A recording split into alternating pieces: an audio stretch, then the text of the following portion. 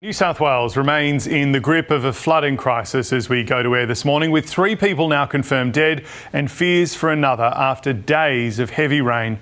Torrential downpours have pelted the area from the Central Coast right up to Grafton during the week, with Taree, Port Macquarie, Wauchope, Kempsey, Maxville and Coffs Harbour among the hardest hit places. The Bureau of Meteorology says despite conditions starting to ease on the mid-north coast, it is far from over.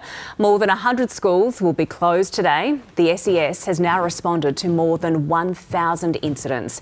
We'll hear from them and the Bureau later this hour, but let's begin our coverage with Emma Rennie, who's in Coffs Harbour.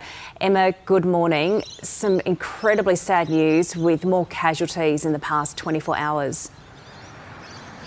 Yes, good morning, Emma. That's right. We did hear yesterday morning about the death of a 63-year-old man whose body was found in his home at Moto, northeast of Taree, a grandfather called David Knowles. But since then, authorities have confirmed another 2 people have died in this disaster. A man believed to be in his 30s was found in floodwaters at Rosewood near Wauchope yesterday. Police believe that he became stuck while driving on the Oxley Highway on Wednesday night.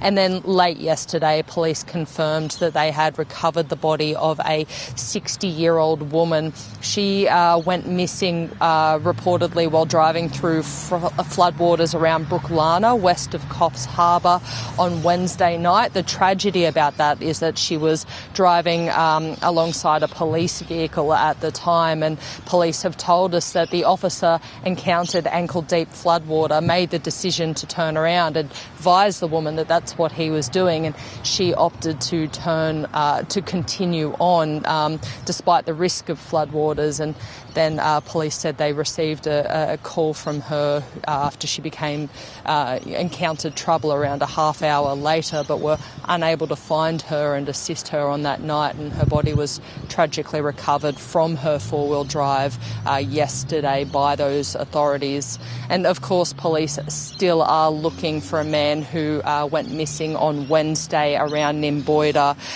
He was last seen walking near a flooded road. Near a flooded roadway at Nimboida, which is about 40 kilometres south of Grafton. So an incredibly busy and sad couple of days for emergency services and communities here on the mid-north coast. Yeah, certainly is. Emma, what's on the cards today? What can we expect? What are conditions going to be like? Yeah, there is still a little bit of rain around, but the rain situation is easing on the mid-north coast. Authorities are telling us that the rain is moving south and will continue to move south. So the risk is not over yet, and there are still a lot of emergency warnings, around 40 emergency warnings and 150 warnings in total in place at the moment.